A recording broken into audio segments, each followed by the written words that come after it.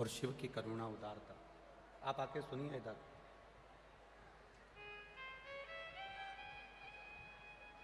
जिनकी करुणा उदारता संपूर्ण ब्रह्मांड में है, ऐसे ओगरदानी, ऐसे त्रिकालदर्शी, ऐसे कैलाशी, ऐसे अविनाशी बाबा देव, अधिदेव, महादेव, जो भोजपाल की इस भोपाल क्षेत्र के कण कण के अंदर, संपूर्ण कण कण में, हर जगह पर शिवलिंग के रूप में बाबा देव, अधिदेव, महादेव विराजमान है। क्या हुआ, आवाज नहीं आ रही क्या? इधर आ रही है? नहीं आ रही? इधर इधर भी नहीं आ रही? बैठने से कुछ नहीं होगा, कर रही है व्यवस्था। शंभू शंभू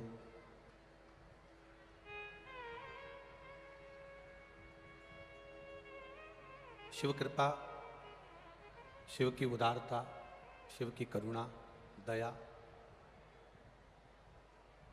जब तक संपूर्ण जगत में उसकी दया की एक दृष्टि नहीं होती, तब तक जीवन का एक कदम भी हम आगे नहीं बढ़ा सकते।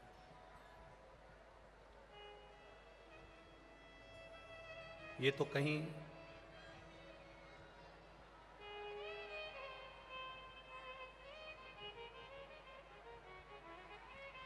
कहीं शिव उदारता का ही एक फल है, भगवान शंकर की करुणा का ही एक फल है, जो भोपाल क्षेत्र के इस पावन क्षेत्र में शिव महापुराण की कथा को, 5 दिवसीय कथा महामृत्युंजय शिव महापुराण की कथा श्रवण करने का सौभाग्य मिला है।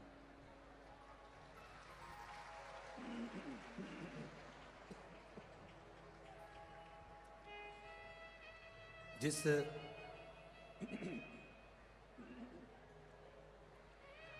शिव महापुराण की कथा को आप और हम श्रवण करने के लिए बैठे हैं,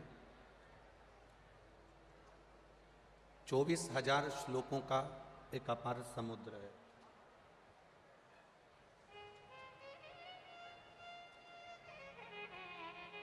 और ज्यादा नहीं, शिव महापुराण की कथा कहती है केवल एक अंश मात्र। आप 24,000 श्लोकों को संजोएं ना संजोएं, एकत्रित करें ना करें, इसमें मिठास बिल्कुल नहीं आ रही है। बाबा गला पकड़ रहा है। 24,000 श्लोकों को आप एकत्रित कर पाएं ना कर पाएं, 24,000 श्लोकों को आप अपने जीवन में उतार पाएं ना उतार पाएं, पर यदि एक मात्र, एक अंश मात्र, एक शब्द मात्र यदि हम अपने जीवन में उतार लें, एक अंश मात्र, एक शब्द मात्र हम अपने जीवन में धारण कर लें, तो हमारी जिंदगी सार्थक हो जाए। बड़ी मुश्किल से ये मानव की देह प्राप्त होती है, और उस मानव की देह को प्राप्त करना और उस देह के माध्यम से, शरीर के माध्यम से भगवत भजन करना एक कठिन प्रसंग है। सबसे पहले तो मैं आपको धन्यवाद इस चीज का दूं, नमनता करता हूं भोपाल के सभी रहवासियों को और भोपाल के आसपास से आए हुए भक्तों को। कितनी चिलचिलाती हुई धूप में, इतनी गर्मी में लोग कहते हैं कि इतनी गर्मी में भोपाल के जो लोग हैं वह एसी का रूम, कूलर, पंखा छोड़कर बाहर नहीं निकलते, पर उनको दिखा देना चाहिए कि ये लाखों भक्त कथा के पहले दिन 1, 2, 3, 4 और पीछे 5 पंडालों में ऐसा पांव रखने की जगह नहीं जहां पर कोई आकर खड़ा हो जाए, ये स्थिति है।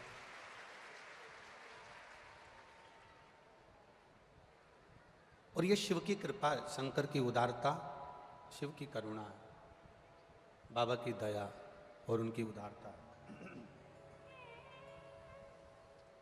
कि तेरी कृपा बिना ना हिले एक भी अणु, लेते श्वास तेरी कृपा से तनु तनु, बखान क्या करूं मैं राखों के ढेर का, चपटी भभूत में खजाना कुबेर का, हे गंगाधर मुक्ति द्वार ओंकार तू, भोले ओंकार तू, आयो शरण किया शंभो तार तार तू, आयो शरण किया शंभो तार तार तू।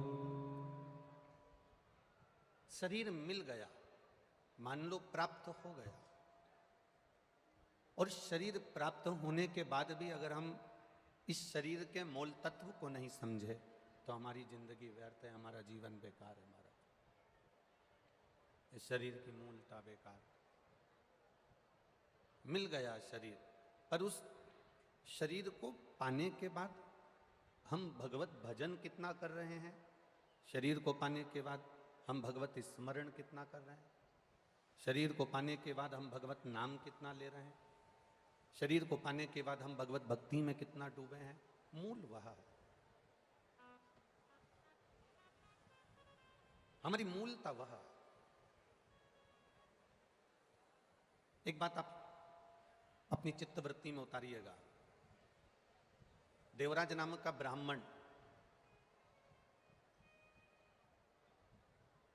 जो कभी ना तो शिवालय गया, ना कभी देवालय गया, ना कभी भगवान शंकर की आराधना करी, ना कभी पूजन करी, ना कभी पाठ करा, ना कभी भक्ति करी, फिर आखिर कैलाश धाम कैसे पहुंच गए, भगवान शिव के धाम कैसे चला गए, शिव भक्ति में कैसे रम गए। शिव महापुराण की कथा कहती है, भगवान शंकर का चरित्र कहता है, शिव कथा कहती है, भगवान शंकर का पावन चरित्र वर्णन कर रहा है कि आखिर वो देवराज नाम का ब्राह्मण जो कभी ना मंदिर गया, ना कभी देवालय गया, ना कभी शिवालय गया, ना कभी भगवान शिव की भक्ति में वो कभी रमा, ना कभी शंकर की उसने आराधना करी, ना कभी शिव की उसने स्तुति करी, ना शंकर का कभी गुणगान किया, एक शब्द भी शिव के नाम का उसकी जिह्वा पर आया ही नहीं,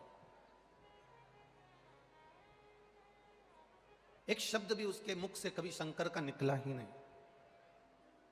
फिर भी उस देवराज नाम के ब्राह्मण की जो गति हुई, उस देवराज नाम के ब्राह्मण का जो मोक्ष हुआ, शायद ऐसी गति और ऐसा मोक्ष किसी का ना हुआ। था ब्राह्मण, ब्राह्मण कुल में जन्म लिया था, ब्राह्मण कुल में पला था, ब्राह्मण कुल में रहा था, पर ब्राह्मण कुल में रहने के बाद कभी ब्राह्मण कर्म नहीं कर पाया था। ऐसे दुनिया के कई लोग हैं जो अटैची लेकर चलते हैं और अटैची से अटैचमेंट ज्यादा रखते हैं। अच्छा एक बात बताओ, जो अटैची आप लेकर चले हो जो अटैची आप उठाकर चले हो, जो अटैची आप लेकर निकले हो, उस अटैची से तुम्हारा अटैचमेंट नहीं है, तुम्हारा लगाव उस अटैची से नहीं है। शिव महापुराण की कथा कहती है अटैची से लगाव नहीं होता, पर अटैची के अंदर जो माल रखा होता है, जो वस्त्र रखे होते हैं, जो आभूषण रखे होते हैं, जो धन रखा होता है, जो वस्तु रखी होती है, जो फाइल रखी होती है, अटैची से अटैचमेंट मनुष्य का नहीं होता, पर अटैची के अंदर जो वस्तु रखी होती है, मनुष्य का अटैचमेंट उस वस्तु से होता है, इसलिए उसको अटैची भी प्रिय लगती है और वस्तु भी प्रिय लगती है। अटैची से अटैचमेंट नहीं है, अटैची में रखे हुए उस वस्तु से, अटैची में रखे हुए सामान से उसका अटैचमेंट है। बस शिव महापुराण भी यही कहती है, जैसे अटैची में रखे हुए वस्तु पर, अटैची में रखी हुई सामान से आपका अटैचमेंट है, तो आपको अटैची से भी अटैचमेंट बना हुआ है, अटैची से भी आपका लगाव बना हुआ है। उसी तरह शरीर से जितना लगाव करो, इस शरीर की सुंदरता से जितना लगाव करो, शरीर से जितना प्रेम कर रहे हो, शरीर की सुंदरता से जितना प्रेम कर रहे हो, इस शरीर के वस्त्र से जितना प्रेम कर रहे हो, नयनों से, श्रवण से, अपने मुख से, अपने हाथ से, अपने पांव से, शरीर के एक एक अंग से आप जितना स्नेह कर रहे हो, शिव पुराण कहती है उतना अटैचमेंट इस आत्मा और परमात्मा का होना चाहिए, जिससे परमात्मा की भक्ति हमारे जीवन में धारण हो सके, परमात्मा को हम अपने जीवन में उतार सके, परमात्मा को अपने भीतर ले सके, परमात्मा की भक्ति अपन कर सके। उतना अटैचमेंट अपने जीवन में रखिए। और वो अटैचमेंट केवल शरीर से नहीं हो, वो अटैचमेंट शरीर का नहीं होना चाहिए, वो अटैचमेंट हमारे आत्मा और परमात्मा का होना चाहिए। यहां इतने तपतपाती हुई धूप में, इतनी गर्मी में, और यहाँ ये जो ग्राउंड है, जिस ग्राउंड में कथा हो रही है, नरेला के विधानसभा के अंतर्गत, करुण चौराहे के अंतर्गत ये जो ग्राउंड है, यहाँ तक पहुँचने से पहले आपकी गाड़ी, आपका वाहन कोई बहुत पास में नहीं छुड़वा दिया, बहुत दूर आपका वाहन खड़ा करवाया, और इतनी दूर खड़ा होने के बाद चलते चलते आप यहाँ तक पहुँचे हो, तो जरा विचार करना, चलते चलते पैदल चलकर आप यहाँ तक पहुँचे हो, 1 किलोमीटर, 1.5 किलोमीटर, 2 किलोमीटर दूर तुम्हारा वाहन रुका और उसके बाद तुम चलकर यहाँ पहुँचे हो, तो तुम्हारा अटैचमेंट किसी साधारण व्यक्ति से नहीं, तुम्हारा अटैचमेंट महादेव से है, ये निश्चित है। इतनी धूप में, कड़कड़ाती हुई धूप में कोई तुमको 2 किलोमीटर दूर छोड़ दे और कहे यहाँ से अब तुम्हें पैदल चलना है, और तुम्हें 200 रुपये, 500 रुपये, 700 रुपये भी अगर कोई दे और तुमसे कहे कि 2 किलोमीटर दूर पैदल चलना है तुम्हें, यहाँ से तुम्हें यहाँ छोड़ दिया जाएगा, और यहाँ से तुम्हें 2 किलोमीटर, 3 किलोमीटर, 4 किलोमीटर दूर जाना है। आप में जितने बैठे हो ना, एक भी 200 रुपये नहीं लेगा और 4 किलोमीटर कड़कड़ाती हुई धूप में नहीं जाएगा, पर ये आपका जो अटैचमेंट देवाधिदेव महादेव से है, आपकी शिव भक्ति से है, वो आपको यहाँ तक लेकर आया। आपका हृदय, आपका चित्त, आपकी वृत्ति, आपका मन, आपकी बुद्धि, आपका चित्त, आपका चिदानंद स्वरूप, ये शिव से जुड़ा हुआ, शंकर से जुड़ा हुआ। और जब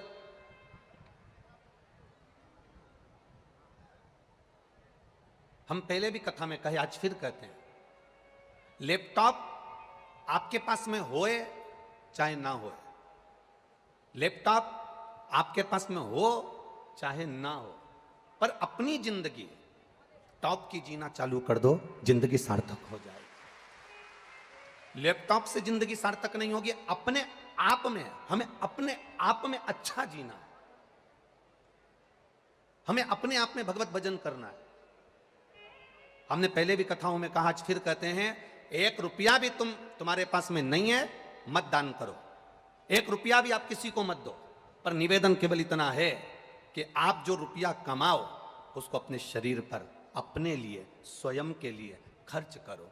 बेटा 20,000 का मोबाइल लेकर आ जाता है, 50,000 का हैंडसेट लेकर आ जाता है, पत्नी को जो साड़ी पसंद आती है वो लेकर आ जाती है, घर के बेटा बेटी को जो पसंद आता है वो अपनी मर्जी से लेकर आ जाते हैं। केवल एक कमाने वाला व्यक्ति ऐसा होता है, दुकान पर 8 बजे से रात को 10 बजे तक बैठने वाला व्यक्ति ऐसा होता है, नौकरी करने वाला व्यक्ति एक ऐसा होता है जो सबके लिए कर देता है पर अपने लिए नहीं कर पाता है। वो जिंदगी अपनी क्या जी पाता। लैपटॉप तुम्हारे पास में हो चाहे ना हो, पर अपनी जिंदगी को टॉप की बनाइए, अपने जीवन को आनंदमय बनाइए, अपने जीवन को खुश होकर जीना प्रारंभ करिए। हम अपनी जिंदगी को ही अगर खुश होकर नहीं जी पाए तो हमारा जीवन व्यर्थ है।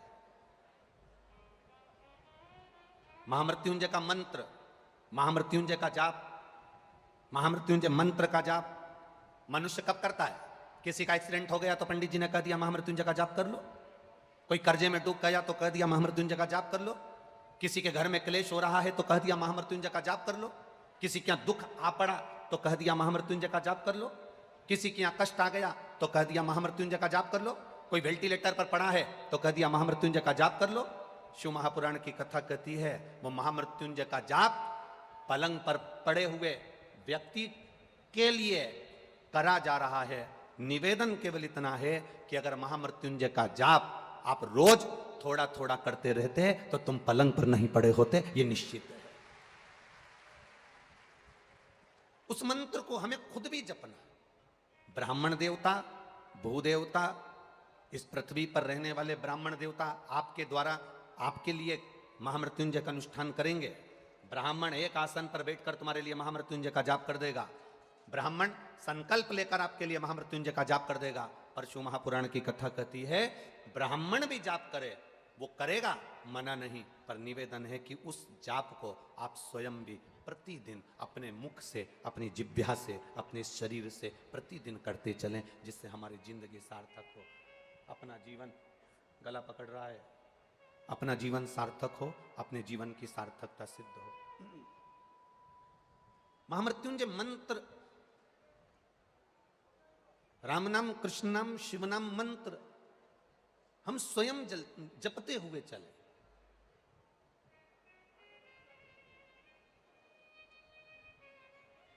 क्या बदलाव दिया है शिव महापुराण ने? क्या बदलाव करा है शिव महापुराण की कथा ने? कोई आपसे पूछे तो आप कह सकते हो 5 वर्ष की अवस्था के बाद में बच्चे को जो स्कूल भेजा जाता था, स्कूल का बैग का इतना वजन हो जाता है, स्कूल के बैग में इतनी किताबें, इतनी कॉपियां, इतना वजन कर दिया जाता है कि बच्चा स्कूल जाता है, स्कूल से आता है ट्यूशन जाता है, ट्यूशन से आता है फिर वापिस स्कूल जाने की तैयारी, घर में पढ़ने की तैयारी। माता पिता दिन रात 24 घंटे बच्चे से कहते रहते हैं पढ़ो पढ़ो पढ़ो पढ़ो पढ़ो पढ़ो, 24 घंटे लगे रहते हैं। छोटा सा बच्चा सुबह से उठकर स्कूल, स्कूल से ट्यूशन, ट्यूशन से घर पर पढ़ाई, सब कुछ बच्चे ने करा। पर इतने लोग कथा को श्रवण करते हैं, लाखों लोग आस्था चैनल के माध्यम से कथा सुन रहे हैं, लाखों लोग फेसबुक यूट्यूब के माध्यम से कथा सुन रहे हैं, और लाखों लोग इस लाखों भक्त इस सुंदर नरेला विधानसभा के अंतर्गत भोपाल की इस पावन धरा पर शिव महापुराण की कथा सुन रहे हैं। कभी अपने भीतर भी एक बात को उतारिएगा, अपने भीतर भी एक भाव को उतारिएगा, अपने भीतर भी एक बात को लेकर आइएगा।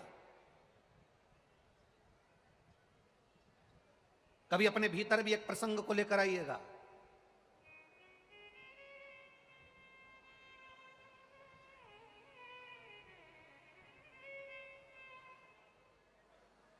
वो दिल्ली में वो साक्षी के जो प्राण गए, उसमें कमी किस चीज की थी? दिल्ली में जो साक्षी के प्राण गए, उसमें कमी किस चीज की थी? दिल्ली में जो साक्षी के प्राण गए, उसमें कमी केवल एक ही चीज की थी।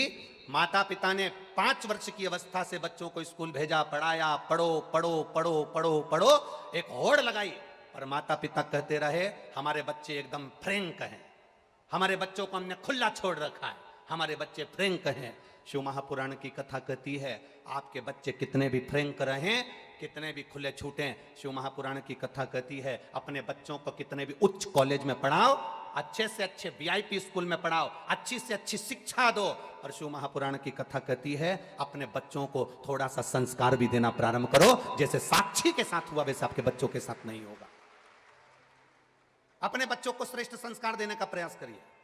हम अपने छोटे छोटे बच्चों को बैग का बोझा देते हैं, हम अपने छोटे छोटे बच्चों को स्कूल का बोझा देते हैं, हम अपने छोटे छोटे बच्चों को अच्छी शिक्षा देने का प्रयास करते हैं, पर हम अपने छोटे छोटे बच्चों के हाथ में एक पानी का लोटा नहीं पकड़ा सकते, एक लोटा जल नहीं दे सकते। अपन कह देते हैं अभी छोटा है क्या मंदिर जाएगा, अभी छोटा है क्या मंदिर जाएगा। बड़ा होता है, हाथ में उसके लोटा नहीं आता, कोल्ड ड्रिंक की बोतल आ जाती है, कोल्ड ड्रिंक की बोतल छूटती है, फिर आपको मालूम है कौन सी बोतल हाथ में आ जाती है। इसलिए निवेदन है, अपने घर के बच्चों को हम जब संस्कार देना प्रारंभ करेंगे, अपने घर के बच्चों को जब हम ज्ञान देना प्रारंभ करेंगे, अपने घर के बच्चों को हम उच्च शिक्षा के साथ में, अच्छी विद्या के साथ में संस्कार देना प्रारंभ करेंगे, और वो संस्कार ना तो सियोर वाला महाराज दे पाएगा, और वो संस्कार ना संसार का कोई व्यक्ति दे पाएगा, वो संस्कार केवल घर की मां दे पाती है और घर का पिता दे पाता है। एक लोटा जल छोटे छोटे बच्चों के हाथ में पकड़ाइए, उसको मंदिर तक जाना सिखा दो। जिसके घर के बच्चे मंदिर की सीढ़ी चढ़ जाते हैं, उस घर का बूढ़ा व्यक्ति कभी वृद्धाश्रम की सीढ़ी नहीं चढ़ पाता है। इतना स्मरण रखें। अपने घर के बच्चों को मंदिर का द्वार दिखाने का प्रयास करिए, मंदिर की चौखट दिखाने का प्रयास करिए, मंदिर का दरवाजा दिखाने का प्रयास करिए, मंदिर की चौखट दिखाने का प्रयास करिए, अपने घर के बच्चों को मंदिर तक भेजने का प्रयास करिए। आज आप लोग ये लाखों की संख्या में भोपाल की इस पावन कथा में पहुंचे हो, आप अगर परमात्मा के दरवाजे तक आए हो, आप सीधी सीधी तो बात करते हो, किसी के यहाँ शादी में जाओगे, जिसके यहाँ शादी में तुम जाओगे वो भी अपने घर में शादी में एक ना एक दिन, बोलो बोलो जम के बोलो, जरूर आएगा। आप जिसके लिए कुछ करोगे वो भी आपके लिए कुछ ना कुछ जरूर, बोलते जाओ जल्दी जल्दी, करेगा। आप शिव महापुराण तक आए हो तो एक ना एक दिन भोलेनाथ भी आपके दरवाजे तक आएगा, ये निश्चित काम पहुंचेगा। आप जाओ उसकी चौखट पर, आप जाओ उसके दरवाजे पर, वो पहुंचता है, वो मंजिल तक पहुंचाने के लिए पहुंचता है। शिव कथा करें, आपका किया गया भजन, आपका किया गया मंत्र जाप, आपका किया गया नाम जाप, आपका किया गया स्मरण, आपका किया गया पुण्य खाली नहीं जा सकता। भूल से भी अगर मुख से राम नाम, कृष्ण नाम, शिव नाम निकल गया, वो खाली नहीं जाएगा। देवराज नाम के ब्राह्मण के साथ में हुआ क्या था, चोरी का धन लेकर शिव के मंदिर में पहुंच गया था, और चोरी का धन शंकर के मंदिर में इसलिए लेकर पहुंचा क्योंकि शरीर में ताप पड़ रहा था, शरीर में बुखार आ रहा था, शरीर तप रहा था।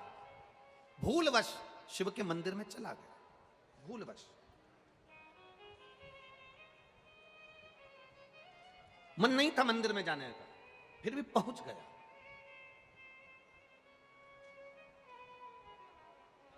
आप में से कई लोग ऐसे भी होंगे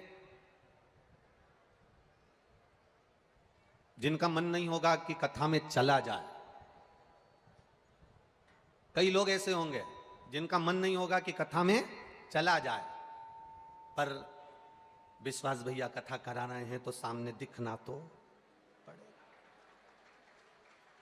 जाना तो पड़ेगा। नहीं जाएंगे तो बाद में अपने को देखे, तो जाना तो, कई लोग ऐसे होंगे।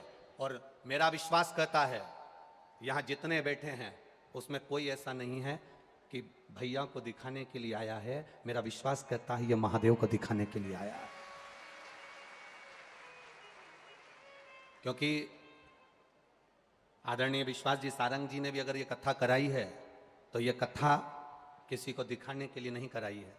आदरणीय विश्वास सारंग जी ने ये कथा कराई है तो अपने माता पिता की स्मृति में कराई है और उनके आनंद के लिए कराई। जब उन्होंने दिखावे के लिए नहीं कराई तो फिर संसार का व्यक्ति कथा श्रवण करने बैठे तो दिखावे से क्यों बैठे। पर देवराज नाम का ब्राह्मण, देवराज नाम का ब्राह्मण जब कथा के उस पंडाल में, शिव मंदिर में, शिवालय में, देवालय में, शंकर की चौखट पर पहुंचा है, तब वो देवराज नाम का ब्राह्मण पहुंचा तो शरीर में ताप था, शरीर में कष्ट था।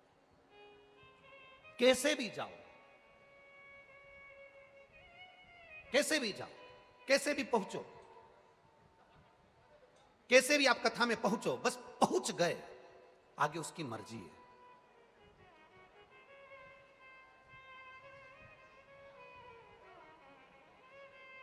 कथा कहती है अगर घर के अंदर आप अनुशासन से रह रहे हो, घर में आप मर्यादा से रह रहे हो, घर के अंदर आप अनुशासन से अपनी जिंदगी जी रहे हो तो तुम्हारे घर में कभी दुशासन पैदा नहीं होगा, यह निश्चित है।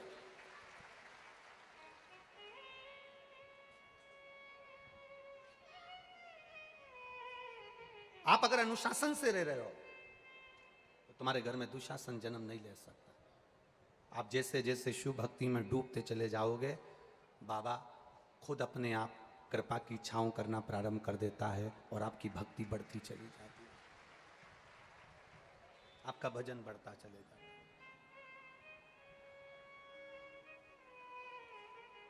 आपका स्मरण बढ़ता चले जाता है। आप अनुशासन में रहो परिवार में, आप अनुशासन में रहो घर पर। आप परिवार में अगर अनुशासन में रह रहे हो तो दुशासन जैसा बेटा जन्म नहीं ले सकता, ये निश्चित है। देवराज की मां देवराज को बहुत समझाई, देवराज की माता ने देवराज को खूब समझाया।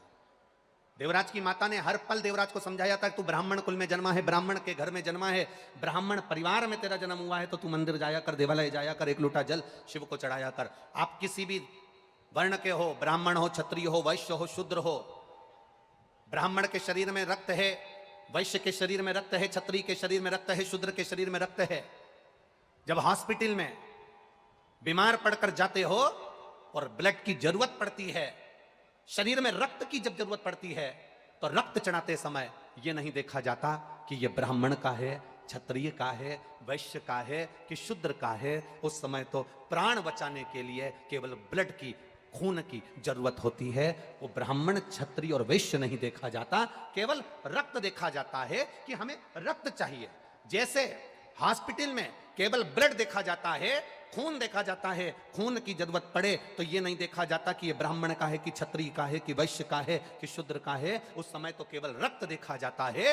उसी तरह परमात्मा के दरवाजे पर यह नहीं देखा जाता कि आप कौन वर्ण के हो, कौन जगह के हो, कौन हो। परमात्मा के द्वार पर तो केवल इतना देखा जाता है कि आपने इस शरीर के द्वारा किसी का भला करा कि ना करा, किसी प्यासे को पानी पिलाया ना पिलाया, किसी भूखे को भोजन कराया ना कराया, किसी अतिथि का आदर सम्मान सत्कार किया ना किया। बस केवल परमात्मा देखता है कि इतनी जिंदगी में तूने पुण्य क्या करा। हॉस्पिटल में रक्त नहीं देखा जाता कि ब्राह्मण का है, क्षत्रिय का है, वैश्य का है कि शूद्र का है। उस समय पर जान बचाने के लिए केवल रक्त की जरूरत है, तो रक्त लाया जाता है, खून लाया जाता है और उस खून को चढ़ाया जाता है। अब कोई व्यक्ति कह दे कि नहीं साहब, मरने वाले व्यक्ति से पूछा जाए साहब कि आपको कौन सा खून अच्छा लगेगा, बोला जाए आपको ब्राह्मण का रक्त चढ़ाया जाए कि वैश्य का चढ़ाया जाए कि क्षत्रिय का चढ़ाया जाए कि शूद्र का चढ़ाया जाए। जैसे होटल में डिमांड होती है कि नहीं होती है, अरे बोलो तो जम के, सर कौन सी सब्जी लाऊं, पालक पनीर, मटर पनीर, चना पनीर, शाही पनीर, कौन सी लाऊं। उसी तरह हॉस्पिटल में कोई नहीं पूछेगा कि आपको ब्राह्मण का रक्त लाया जाए, वैश्य का लाया जाए, क्षत्रिय का लाया जाए कि शूद्र का लाया जाए, क्योंकि रक्त रक्त होता है। उस समय पर तो देखा जाता है कि व्यक्ति के प्राण कैसे बच जाएं। उसी तरह मरते समय, प्राण छोड़ते समय, मृत्यु की सैया पर पड़े हुए, मृत्यु की सैया पर जाते समय जब प्राण छूट रहे होते हैं, मरने वाले व्यक्ति से यह नहीं कहा जाता कि तुम पुलाव खा लो कि रोटी खा लो कि मक्का की रोटी खा लो कि ज्वार की रोटी खा लो। मरने वाले व्यक्ति जब अंतिम सांसें चल रही होती है, प्राण छूट रहे होते हैं, तब उससे कहा जाता है मुख से राम कह लो, कृष्ण कह लो, शिव कह लो, भगवान का गुणगान कर लो, मंत्र जाप कर लो, क्योंकि ये जीवन मिला है, इसकी सार्थकता परमात्मा के नाम से है, इसकी सार्थकता भगवान के नाम से है और भगवत भजन से है। उसकी सार्थकता मूल शिव भक्ति से है, भगवान के भजन से है। इसीलिए कहते हैं महाराज, मूल वर्णन इसीलिए कहा।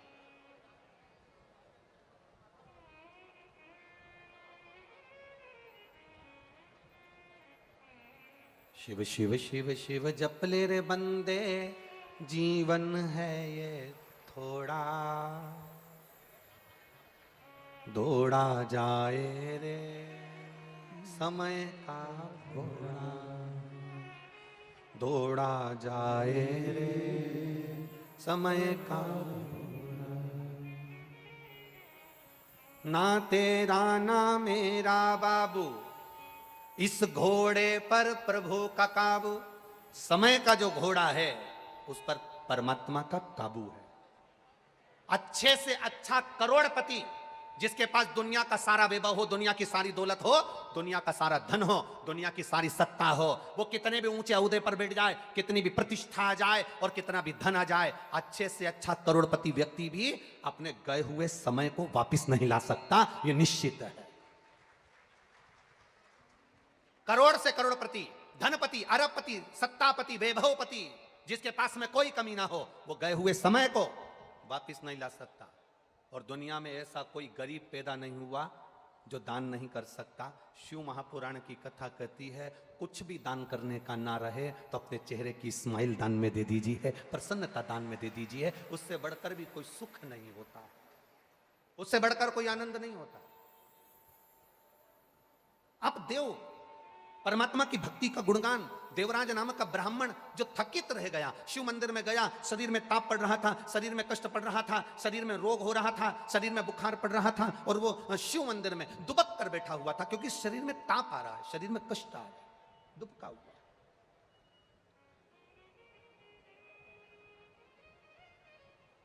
और देवराज नामक का ब्राह्मण अपने शरीर को बचाया हुआ है, जिसने कभी शिव नाम नहीं लिया, जिसने कभी शिव स्मरण नहीं करा, जिसने कभी शंकर का गुणगान नहीं करा,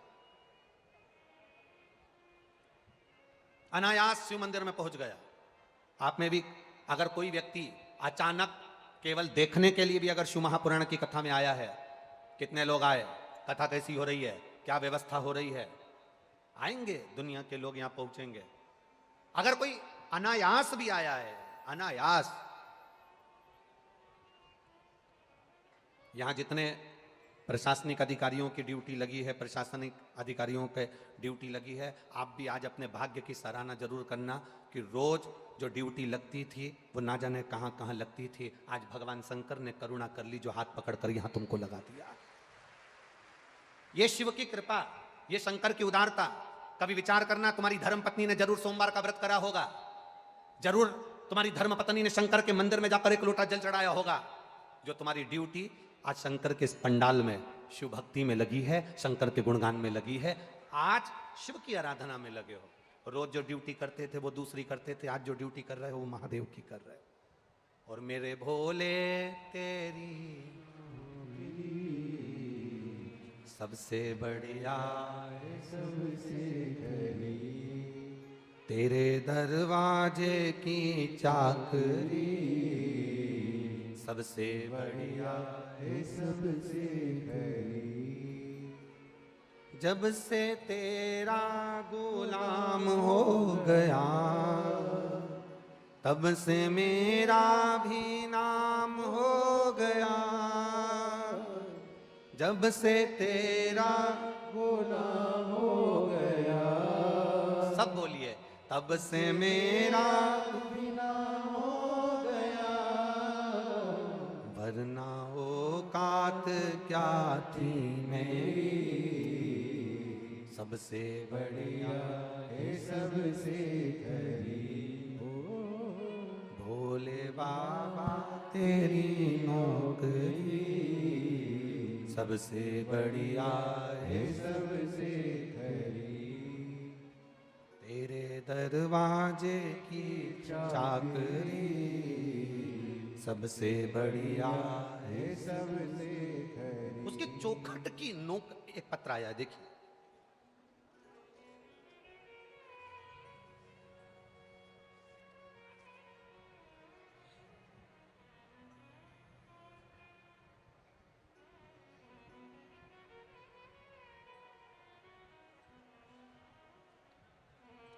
Jagdish Shrivas, S 932 Nehru Nagar Bhopal, mobile number भी लिखा है। कहीं बैठे हों तो हाथ हिलाइएगा, जहां कहीं बैठे हों।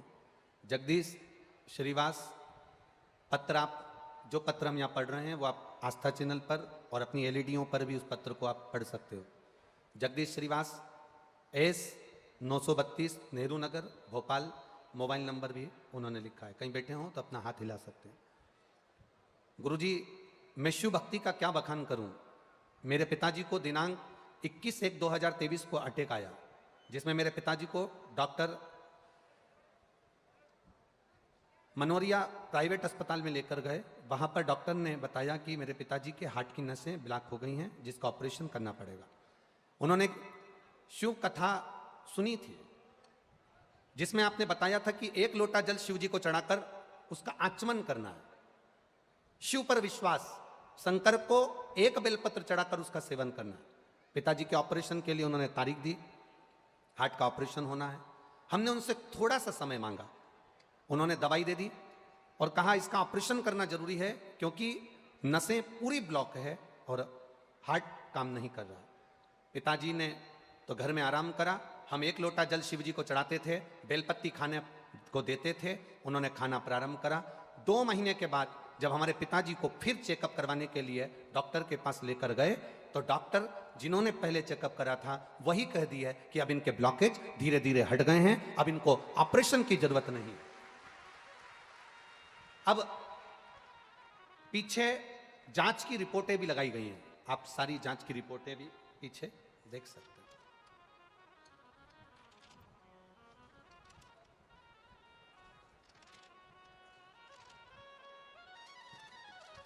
शिव भक्ति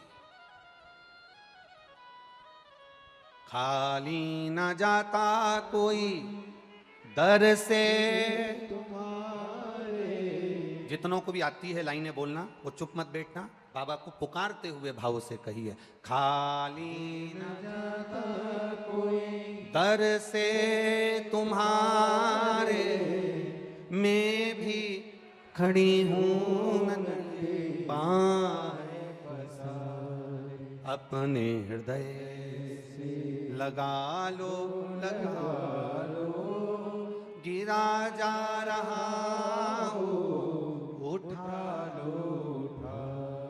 शिव कृपा, शंकर की उदारता।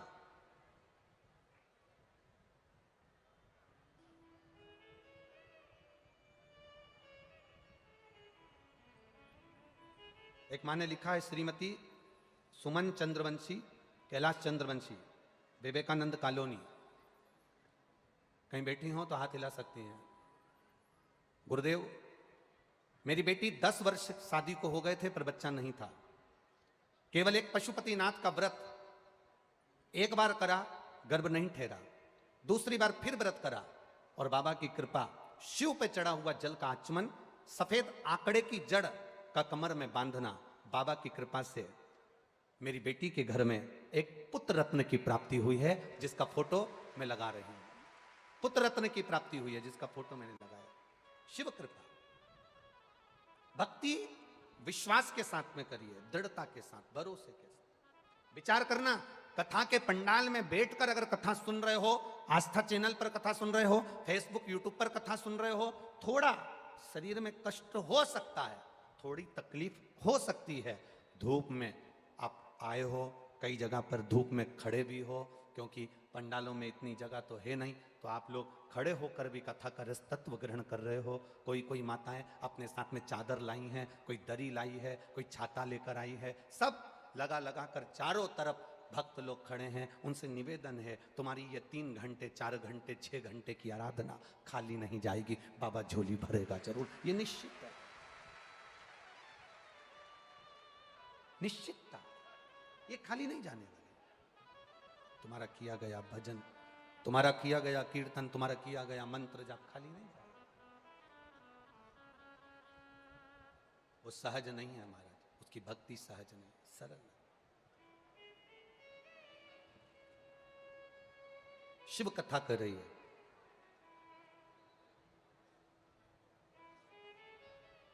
जिस महामृत्युंजय मंत्र को सिद्ध किया, जिस महामृत्युंजय मंत्र को प्रकट किया,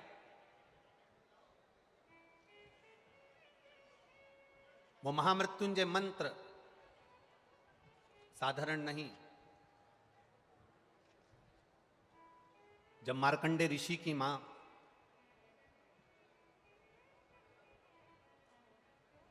महर्षि मार्कंडे जी की मां मृदुति, जब मार्कंडे जी गर्भ में थे, जब उनके यहां संतान नहीं हुई, कई साल निकल गए, कई वर्ष।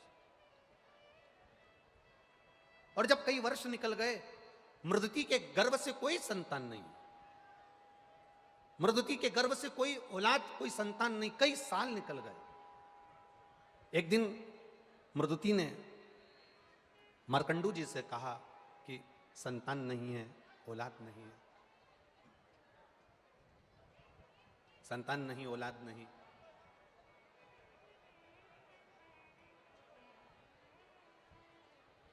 मैं क्या करूं कि मेरे गर्भ से संतान की प्राप्ति हो? मैं क्या करूं कि मेरे गर्भ से संतान की प्राप्ति हो? शिव,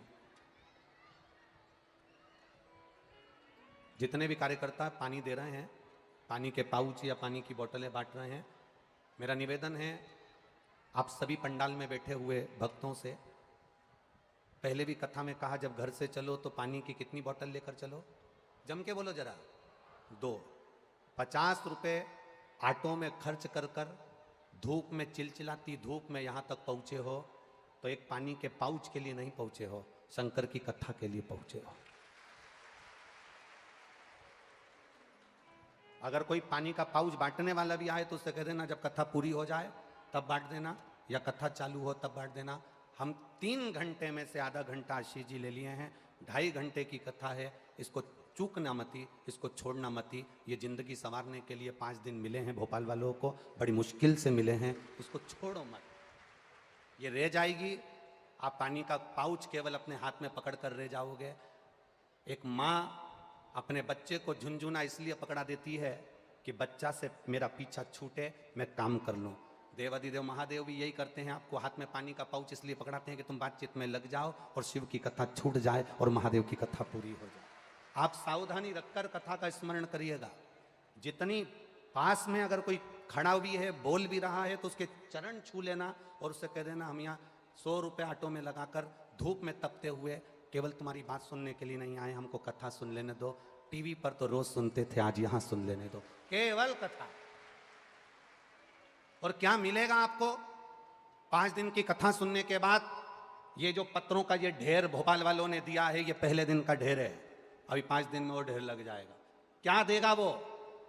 अगली कथा में एक पत्र तुम्हारा भी यहां लिखा हुआ मिलेगा, ये निश्चित है। बस विश्वास, भरोसा और दृढ़ता के साथ कथा कर तत्व ग्रहण करिए, एक भक्ति के साथ।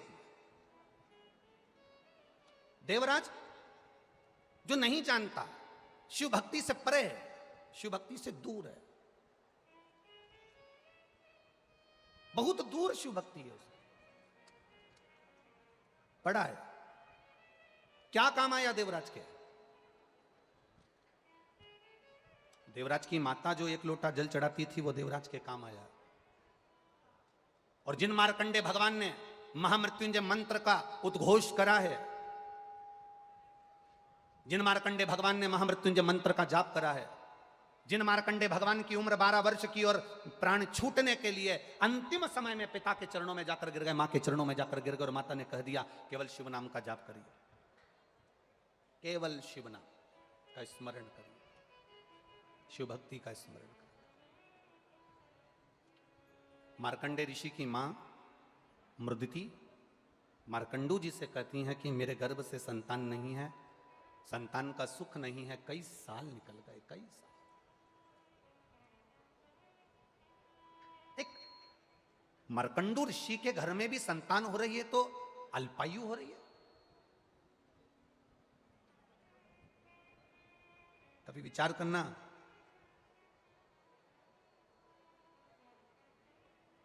कभी अपनी बुद्धि में उतारिएगा कि मार्कंडू ऋषि के घर में संतान, एक ऋषि, संत, साधु, सन्यासी, तपस्वी, साधक, उपासक, विद्वान, प्रखंड पंडित, एक विद्वान से विद्वान ब्राह्मण जो सब वेद का ज्ञाता है, और उसके घर में भी अगर संतान हो रही है तो अल्पायु हो रही है। उसका कारण क्या है? केवल एक गलती मार्कंडू ऋषि के पूर्व जन्म में हो गई। कौन थे ये मार्कंडू? मार्कंडे जी के पिता मार्कंडू जी से एक गलती हो गई। मार्कंडू ऋषि पूर्व जन्म में एक व्यापारी थे, और वो व्यापारी जो दुकान चलाते, किराना बेचते, बहुत सुंदर उनकी व्यवस्थाएं चलती। उनकी धर्मपत्नी उनके साथ में रहती, सारा व्यापार संभालती, पति भी सारा व्यापार संभालते। समय निकलता गया, इनके घर में व्यापार संभालने वाला कोई बच्चा नहीं था। तब इन्होंने विचार करा कि करा क्या जाए, क्या करा जाए। तब इन्होंने विचार करा तो उनकी धर्मपत्नी बोली, एक काम करो, मेरा भाई फ्री है, मेरे भाई के पास में कोई काम नहीं है, आप मेरे भाई को अपनी दुकान पर लगा लो। पत्नी के कहने पर ये जो मार्कंडू ऋषि पूर्व समय में एक व्यापारी थे, उन्होंने अपनी पत्नी के भाई को, अपने साले को व्यापार में लगा लिया। अब साले को व्यापार में लगाया, धीरे धीरे साले ने देख लिया कि जीजाजी ने मुझे पूर्ण कार्य सौंप दिया है, सारा काम मुझे ऊपर सौंप दिया है। धीरे धीरे धीरे धीरे उस व्यापारी ने पूरा काम जब अपने साले पर छोड़ दिया, वो तीर्थ जाता, साला कमाई करता, अन्न आता, उसमें पत्थर मिला देता, जो कुछ भी बड़ा चढ़ा कर सकता था वो करा। जितने लोग पत्थर लेकर गए, जितने लोग भोजन की वस्तु लेकर गए, उसमें से जो भोजन बनाकर अपने बच्चों को खिलाया, उसमें से एक ब्राह्मण मां के 2 पुत्र थे, वो दोनों की दोनों अधोगति में मर गए, अधोगति में मर गए। औषधि देने वाले को बुलाया, डॉक्टर को बुलाया, वैद्य को बुलाया। औषधि देने वाले ने जब औषधि दी, पता करा कि आखिर इसको हुआ क्या है, तो कहा कि इसने जो भोजन करा, इस भोजन में जरूर कोई गलत वस्तु मिली थी, जिसके कारण बस तुम्हारे पुत्र मारे गए। मालूम पड़ा जिस बनिए की दुकान से सामान लाते थे, उस बनिए से जाकर कहा, सेठ जी आपके यहां से सामान ले जाते थे, आपके यहां का अन्न पाया, मेरा बच्चा, 2 बच्चे मेरे मर गए। जानकर सेठ जी ने पता लगाया कि मेरे साले ने इसमें कुछ मिला दिया था। मिलाने के कारण, मिलावट होने के कारण कई लोगों के प्राण चले गए। ब्राह्मण की पत्नी ने श्राप दे दिया, सुनो बनिए, ए व्यापारी सुन, तेरी दुकान से सामान गया, उसका जवाबदार तू है। मुझे नहीं मालूम कि तेरे साले ने मिलाया कि किसने मिलाया, तेरे दुकान से सामान गया, उसका जवाबदार तू है। इसलिए एक ब्राह्मण की मां आज तुझे श्राप देती है कि तेरे अगले जन्म में तेरे घर में जो संतान होगी, वो भी ऐसी ही अधोगति में मरेगी, आदि अवस्था में जाएगी। मात्र 12 वर्ष के मार्कंडे ऋषि थे जिस समय पर उनके प्राण जाना थे। केवल एक मृदती, मार्कंडू की धर्म पत्नी, मार्कंडे जी की मां शिव की भक्ति करती थी और शिव आराधना में इतनी डूबी रहती थी, इतनी डूबी रहती थी कि अपने पति से कहा, मेरे यहां संतान नहीं है। पति ने कहा, क्यों चिंता करनी, जो महादेव का भजन करता है, जो शिव भक्ति में डूबा रहता है, शंकर का गुणगान करता है, शंकर का स्मरण करता है, शंकर को 1 लोटा जल चढ़ाता है, शंकर के मंदिर तक जाता है, एक बेलपत्र जो शिव को समर्पित करता है, मार्कंडू जी ने अपनी पत्नी से कहा, वो जिंदगी में कभी खाली नहीं रहता, उसकी झोली जरूर भराती है, ये निश्चित है। सारी समस्या का हल बोल बम का नारा है, एक सहारा उसका बनाकर चलो। मार्कंडू जी ने अपनी पत्नी को समझाया, मृदुति ने अपने मन से शिव की आराधना करना प्रारंभ करी। केवल मृदुति का काम क्या था, केवल मृदुति का काम क्या था?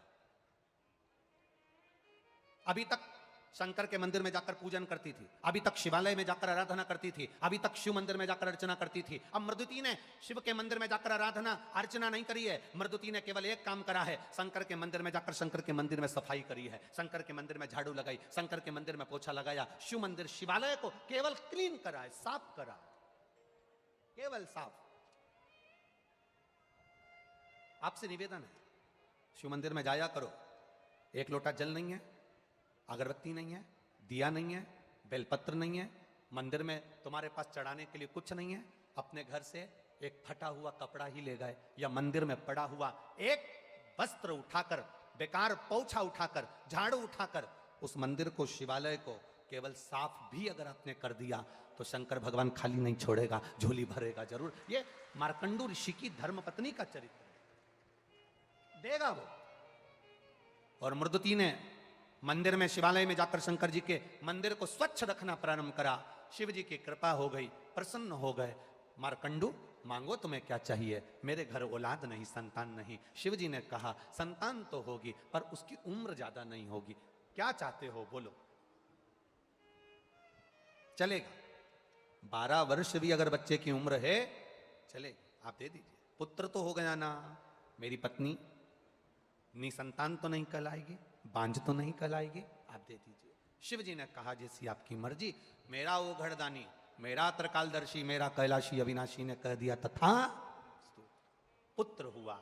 मृदुति के गर्भ में जब संतान आई, मार्कंडे ऋषि आए, मृदुति ने शिव के मंदिर में सफाई भी करी और शंकर जी को चढ़ाया हुआ जल का आचमन भी करा। तो गर्भ से जो संतान जन्म ली वो बड़ी बड़ी आनंद करने वाली, शिव भक्ति में डूबने वाली।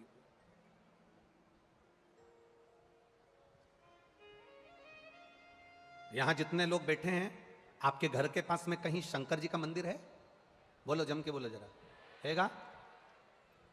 पहले शंकर जी का मंदिर जो आपके घर के पास में था, उसमें बुजुर्ग लोग सोमवार को, सावन में या शिवरात्रि पर जाते थे। आपके घर के पास में जो शिव मंदिर है, उसमें आप अपने घर के आसपास के छोटे छोटे बच्चों को मंदिर जाते हुए देख रहे हो कि नहीं देख रहे हो? देखते हो ना? प्रसन्नता होती है कि नहीं होती है?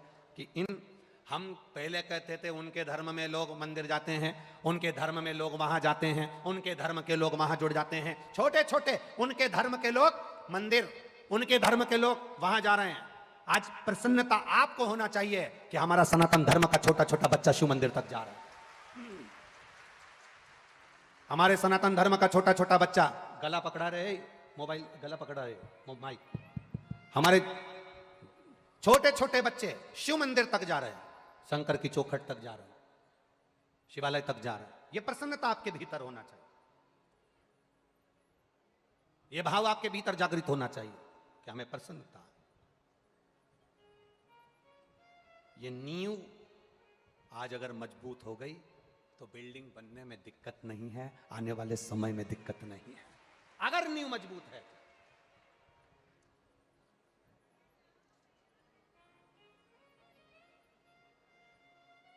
और वो ये तो शिव भक्ति का कोई भाव होगा जिसके कारण बस सीहोर यहां से 35-40 किलोमीटर दूर है। पर जरा विचार करिए, बाबा की कथा को, कुबेरेश्वर महादेव को भोपाल तक आने में इतने साल लग गए। आपकी प्रतीक्षा, आपकी परीक्षा, ये सब कुछ चलता है।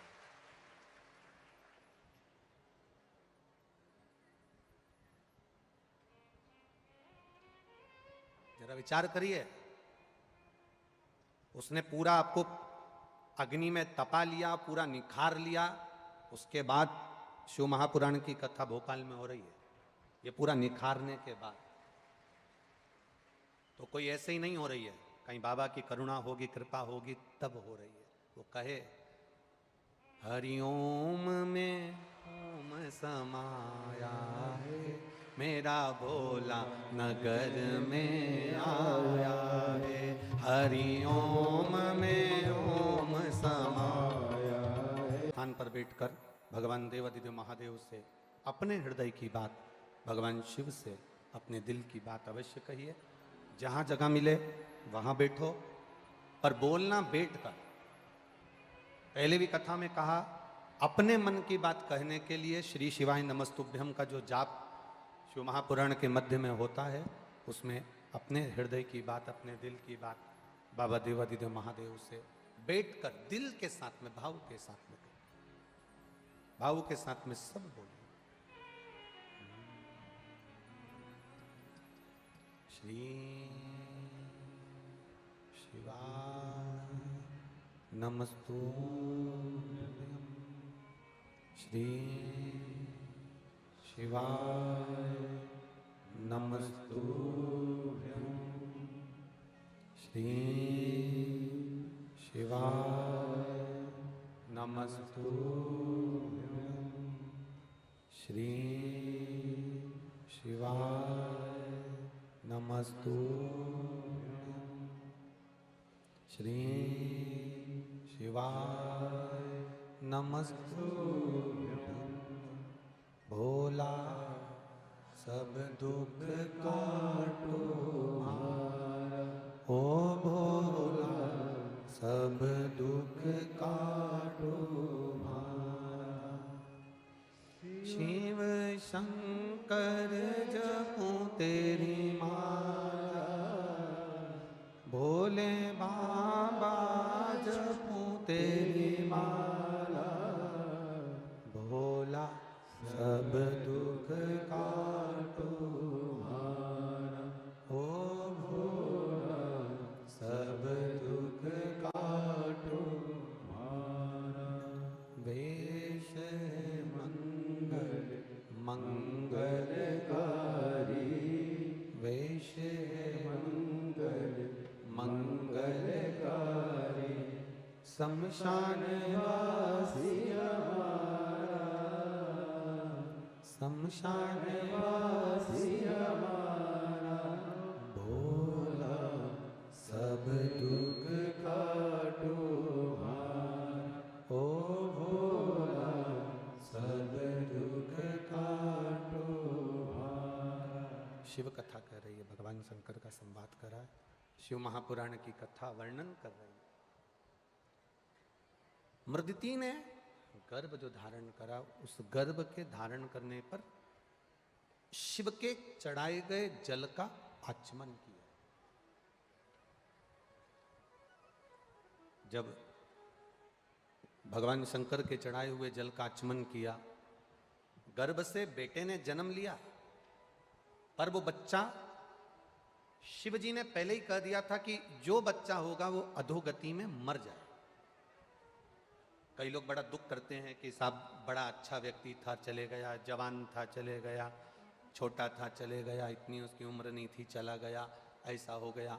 हमको लगता है कि वो चला गया, पर शिव महापुराण की कथा कहती है कि जो हमने पूर्व में कर्म करा है, उस कर्म का फल तो हमको भोगना पड़े। मत बुरे कर्म कर वरना पछताएगा, भगवान की आंखों से तू बच नहीं पाएगा, तू बच नहीं पाएगा। अरे ओ अज्ञानी मत करना दानी। ये हमारे कर्म का भोग हमको भोगना।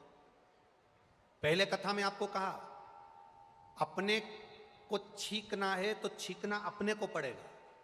खांसी अपने को आई है तो खांसना, बोलते जाओ जम के, अपने को पड़ेगा। भूख अपने को लगी है तो भोजन अपने को करना पड़ेगा। नींद अपने को आ रही है तो सोना भी अपने को पड़ेगा। अपने बत्तल का कोई दूसरा ना छीकेगा, ना खांसेगा, ना रोटी खाएगा, न सोएगा। उसी तरह हमने जो कर्म करा है उसका भोग भी हमको ही भोगना पड़ेगा, दूसरा नहीं भोगेगा, दूसरा नहीं भोगना। अपने कर्म का भोग अपने को भोगना। मार्कंडे बाबा जैसे जैसे उम्र बढ़ती गई, उम्र बढ़ते बढ़ते बढ़ते बढ़ते मार्कंडे बाबा की उम्र जब 12 वर्ष की आ गई, तब जरा इस शब्द पर स्मरण करिएगा, आपका ध्यान रखिएगा। 12 वर्ष की आयु हो गई, मरने का समय आ गया, प्राण छूटने का समय आ गया। माता पिता ने जानकर अपने बच्चे को बता दिया कि तू 12 वर्ष की तेरी आयु है, अब तेरे प्राण जाएंगे।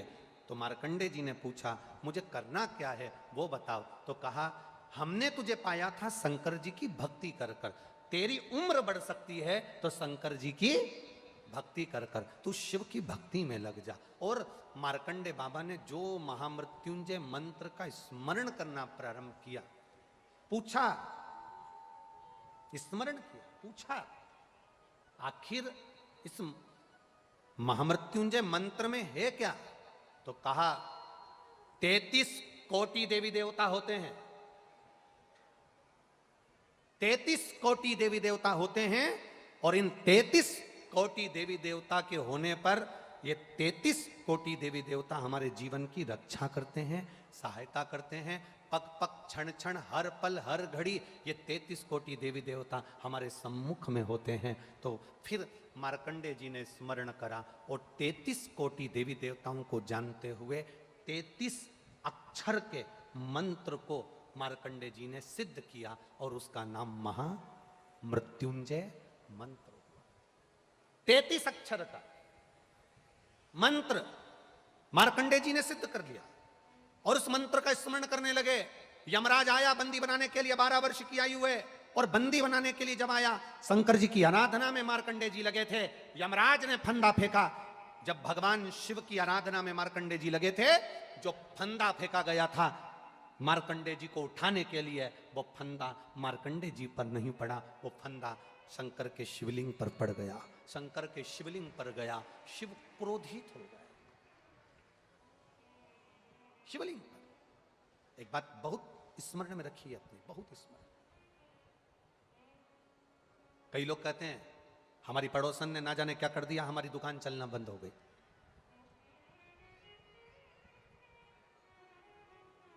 कई लोग कहते हैं हमारे रिश्तेदार ने हमारी बहू की गोद बांध दी, उसका गर्मी नहीं ठहर रहा, उसकी झोली बांध दी, उसकी कोक बांध दी।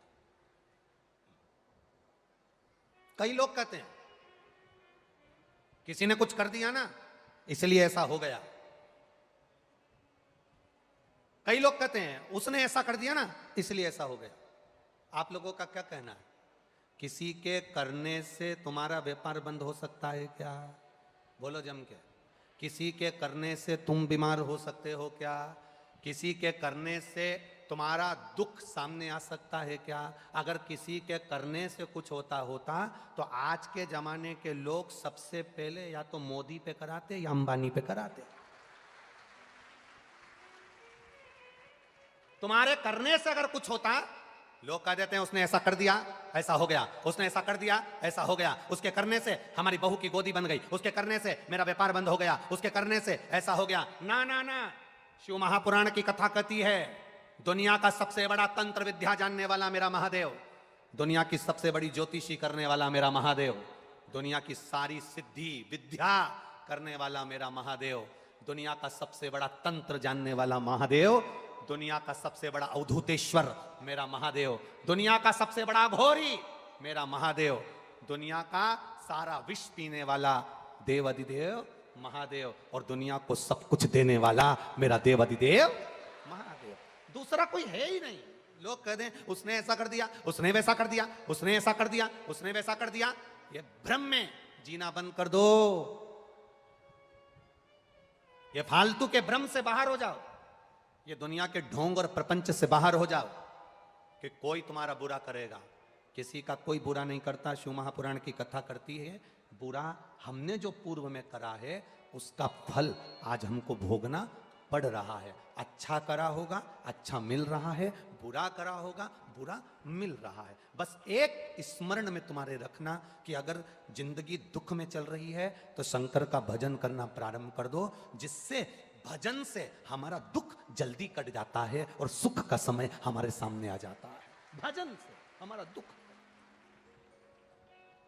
एक पत्र आया है, देखिए।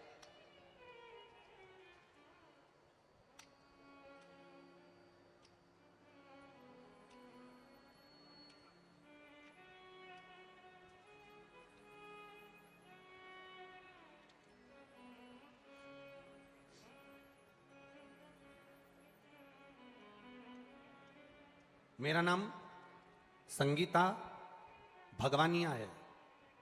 मेरे पति का नाम विनोद कुमार भगवानिया है। कहीं बैठे हैं? कहीं बैठे हो तो हाथ हिलाइएगा। संगीता भगवानिया और पति का नाम विनोद कुमार भगवानिया। कहीं बैठे हो? एक तो पंडाल भी इतने सारे हैं, कहीं बैठे भी हो तो ना दिख रहे होंगे। बैठे हैं? खड़े हो जाओ। आप ही हैं? हाथ हिलाओ जरा। इनके पापा, आप ही के पापा हैं? मेरा नाम संगीता भगवानिया, पिता का नाम विनोद कुमार भगवानिया। एक बार दोनों हाथ हिला दो ऐसे। भगवानिया है। भोलेनाथ की कृपा का मैं क्या वर्णन करूं। आप भी पत्र को आस्था चैनल पर और एलईडीओं पर पढ़ सकते हैं। मैं क्या बखान करूं गुरुदेव। 2021 में मेरे पति को कैंसर हुआ था। ये जो बालक खड़ा है इसके पिताजी को, ये बालक जो खड़ा है इसके पिताजी को कैंसर हुआ। पत्नी लिख रही हैं मेरे पति को कैंसर हुआ था। दोनों सी हो रहा है और पति को मुंह का कैंसर था। मुंह का कैंसर होने पर डॉक्टर ने ऑपरेशन का कहा और ऑपरेशन का कहा, उनको मुंबई ले गए। मुंबई में ऑपरेशन कैंसर का कराया। डॉक्टर का कहना था ये कैंसर बार बार आता है, आप ये ना समझे कि एक बार में ऑपरेशन किया और ठीक हो गया। वापिस फिर तकलीफ बढ़ी, तब सीहोर पहुंचे, सीहोर से एक रुद्राक्ष लाए, उस रुद्राक्ष का जल शिव जी को चढ़ाते, पीते, बिलपत्ती खिलाते, शंकर पर चढ़ा हुआ जल का आचमन कराते। बाबा की कृपा का हम क्या वर्णन करें गुरुदेव। दूसरी बार जब पति की जांच कराने के लिए वापस मुंबई लेकर गए तो डॉक्टर ने बोला कि आप इन्हें वापस ले जाओ। कौन ने कहा कि इनको कैंसर है, पूरा कैंसर समाप्त हो चुका है। ये शिव भक्त। अब ठीक है बाबू, बैठिए। हर हर महादेव। शिव की उपासना, शिव की करुणा, शिव भक्ति बड़ी मुश्किल से मिलती है, बड़ी मुश्किल। अगर मिल रही है भगवान की अविरल भक्ति, मिल रहा है भगवान का भजन, मिल रहा है भगवान का नाम जाप, तो यह कहीं शिव की कृपा ही समझे, शंकर की उदारता ही समझे, उसकी करुणा ही समझे। महाराज फंदा जो मार्कंडे जी को बांधने के लिए फेंका था यमराज ने, वो फंदा शंकर के शिवलिंग पर पड़ गया। वो फंदा भगवान शंकर के शिवलिंग पर पड़ा, शिव जी को क्रोध आया। आप जब शंकर जी को एक लोटा जल चढ़ा रहे हो, शंकर जी का गुणगान कर रहे हो, शिव मंदिर जा रहे हो, शिवालय जा रहे हो, शंकर भगवान पर एक बेलपत्र चढ़ा रहे हो, शंकर भगवान के मंदिर में सेवा कर रहे हो, झाड़ू लगा रहे हो, पोछा लगा रहे हो, सेवा में लीन हो, तो समझ लेना कि यह कोई साधारण सी भक्ति नहीं। शंकर को जब हम एक लोटा जल समर्पित करते हैं, शिव हमारे हाथ को पकड़ लेता है, फिर वो हमें डूबने नहीं देता है, संसार सागर में तकलीफ नहीं भोगने देता, कष्ट नहीं भोगने देता। मार्कंडे जी ने अपने पिताजी से पूछा था कि रक्षा करने वाले कौन, तो कहा 33 कोटि देवी देवता। जब 33 कोटि देवी देवता का नाम सुना तो 33 अक्षर के महामृत्युंजय मंत्र को सिद्ध कर लिया, 33 अक्षर के महामृत्युंजय मंत्र को सिद्ध किया।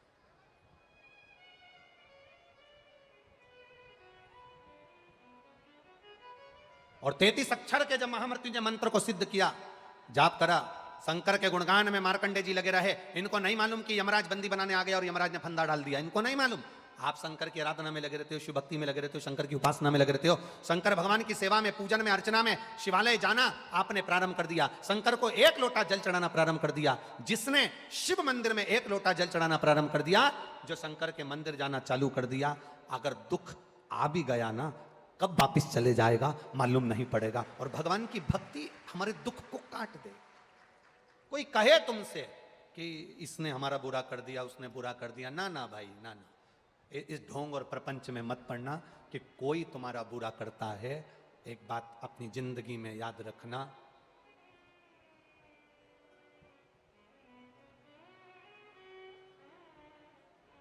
नींबू मिर्ची दरवाजे पर टांगने से क्या नहीं होता? लोग कहते हैं ना, क्या नहीं होता? नजर नहीं लगती। तुम्हारे छोरा छोरी को नजर लगती है तो उसके गले में नींबू मिर्ची क्यों नहीं टांगते? जम के बोलो, सही है कि गलत है? अरे बोलो, जम के टांगोगे। एक ट्रक वाला ट्रक चला रहा था, हम लोग जा रहे थे, अभी कथा थी महाराष्ट्र में, तो वहां कथा में हम जा रहे थे, तो ये खलघाट के पास में ट्रक खड़ा हुआ, हमारी भी गाड़ी रुकी। हमने ट्रक वाले से पूछा, भैया तुमने तुम्हारे ट्रक के आगे और पीछे ये इतना बड़ा टायर क्यों लगा रखा है? गाड़ी का टायर ये क्यों लगा रखा? अच्छा, केवल हमने ट्रक के पीछे नहीं देखा, कई लोगों के घर पे भी हमने टायर देखा। तुमने देखा कि नहीं देखा? अरे बोलो जम के। ऐसा गाड़ी का टायर लोग घर के ऊपर लगा देते हैं, सामने लगा देते हैं, गाड़ी में लगा देते हैं। हमने पूछा कि ये तुमने ये टायर क्यों लगाया है? तो कहा गुरुजी, वो कहते बुरी नजर वाले तेरा मुका। तो हमने, हमारे गाड़ी को नजर नहीं लगे इसलिए हमने टायर लगा दिया। तो हमने उनसे कहा, मान लो तुम्हारे छोरा छोरी को नजर लगती होगी तो तुम उनको भी टायर लगा देते। एक समझ वाली बात है। अकाल मृत्यु वो मरे जो काम करे चंडाल का, काल उसका क्या बिगाड़े जो भक्त हो। जो शिव का उपासक होता है, शंकर का भजन करने वाला होता है, जिसने जिंदगी में एक बार शंकर के शिवलिंग का स्पर्श किया होता है, जो जिंदगी में एक बार शंकर का भजन करा होता है, उसका बाल बांका दुनिया में कोई नहीं कर सकता। वो जीता है तो शान से जीता है, अड़भंग होकर जीता है। अड़भंग होकर।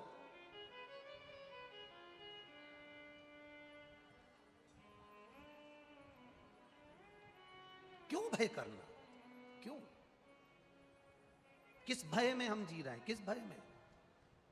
लोगों ने कह दिया तुम्हारे ऊपर किसी ने विद्या कर दी, किसी ने कह दिया तुम्हारे ऊपर जादू कर दिया, किसी ने कह दिया तुम्हारे ऊपर यह कह दिया। दुनिया में केवल तुम धनपति नहीं हो, तुमसे करोड़ गुना धनपति बैठे हैं। करने वाले होते तो सबसे पहले उन पर टोना करते, क्योंकि वो अपनी भक्ति में डूबे रहते हैं, भजन में डूबे रहते हैं, स्मरण में डूबे रहते हैं, भगवान की अविरल भक्ति में डूबे रहते हैं। ढोंग प्रपंच में मत डूबो, डूबना है तो शंकर के एक लोटा जल शंकर को चढ़ाकर उसकी अविरल भक्ति में डूबो, शिव की भक्ति में डूबो। और जो एक बार शंकर भगवान की अविरल भक्ति में डूब जाता है, शंकर की आराधना में डूब जाता है, शिव स्मरण में डूब जाता है। शंकर की आराधना में तुम डूबे हो। मार्कंडे ऋषि शिव की आराधना में डूबे थे। फंदा आया, यमराज ने फंदा फेंका, पर वो मार्कंडे पर नहीं गया। वो फंदा गया तो देवाधिदेव महादेव पर गया। अगर दुनिया के लोग तुम पर कुछ फेंकेंगे भी ना, अगर तुम शंकर की आराधना में लगे हो तो वो तुम पर नहीं आएगा, महादेव पर चला जाएगा, शिव पर चला जाएगा। फंदा गया, शिव जी पर गया। खड़े हो गए मेरे देवाधिदेव महादेव, मेरे शंभू, मेरे शंकर, मेरे कैलाश अधिपति, मेरे देवाधिदेव महादेव सामने खड़े थे। यमराज ने कहा आप विधान नहीं जानते? शिव जी ने पूछा कौन सा विधान? आपको नहीं मालूम? ये बच्चा 12 वर्ष की आयु में मरेगा, इसका विधान टल नहीं सकता। इसको 12 साल की आयु में मरना पड़ेगा, इसलिए इसका आज का आखिरी दिन था, इसलिए मैं इसको उठाने के लिए आया हूं, इसको मारने के लिए आया हूं। शंकर भगवान तुरंत जैसे ही सुनते से ही भोलेनाथ जी ने कह दिया विधि लिखने वाले तुम हो, विधि का निर्णय करने वाले तुम हो, पर विधि को पलटने वाला केवल दुनिया में एक है, वो देव अधिदेव महादेव है। बदल दिया, विधि का विधान बदल दिया। ब्रह्मा जी और भगवान शंकर, इन दोनों का आपस में तालमेल क्यों नहीं मिलता था? कारण क्या था? ब्रह्मा जी विधान लिखते थे। ब्रह्मा जी ने लिख दिया कमलाबाई को पांव में ठोकर लगेगी। ये किसने लिखा? जम के बोलो। अब जितनी कमला बैठी हो तुम टेंशन में मत आना हो, ये तो तुम चिंता कर लो। ये तो एक दृष्टांत दे रहे हैं, एक बात बता। कमलाबाई को पांव में ठोकर लगेगी। अब कमलाबाई को दोपहर में 9 बजे ठोकर लगना है और कमलाबाई पहुंच गई सवेरे 8:45 बजे शंकर जी के मंदिर। अब शिव जी के मंदिर में चली, जल चढ़ाया। शंकर जी का चढ़ा हुआ जल कलश में लेकर आ रही थी, ठोकर लगना थी, पर साथ में क्या है उसके? शंकर जी का चढ़ा जल नहीं है। शंकर जी पर छूने के बाद जब चपटी भभूत भी कुबेर का आप लोग भजन में गाते हैं ना, चपटी भभूत में है खजाना कुबेर का। जब शमशान की राख शिव जी को छूने के बाद करोड़ों की दौलत बन जाती है, तो शंकर जी पर चढ़ा हुआ जल साधारण नहीं होता, वो शंकर का स्वरूप होता है जिसको हम लेकर अपने घर आते हैं। शिव का एक स्वरूप है वो। आप शंकर जी साथ चल रहे हैं, ठोकर लगेगी। ब्रह्मा जी, एक बार जब ब्रह्मा जी ने लेखनी लिख दी कि 12 साल में ये मार्कंडे मरेगा, और मार्कंडे जी की उम्र बढ़ गई। उम्र बढ़ी तो ब्रह्मा जी टेंशन में पड़ गई। ये किसने बढ़ा दी? क्या शंकर जी। तो क्या उनको नहीं मालूम था कि हमने लिखा है? तो क्या लिखने से क्या होता है? लिखने से क्या होता है?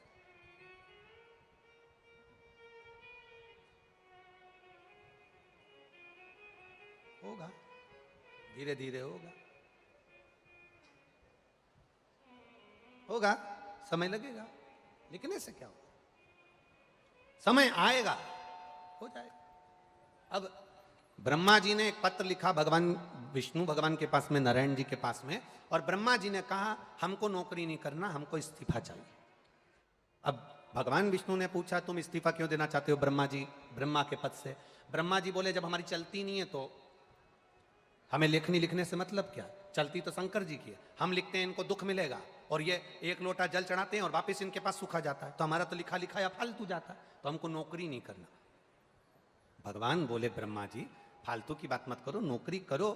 अब शंकर जी की तो आदत है, वो किसी को दुखी नहीं देख सकते, किसी को नहीं, किसी को नहीं। अगर दुखी देखना होता तो जो हम विष निकला था वो देवताओं को जाना था।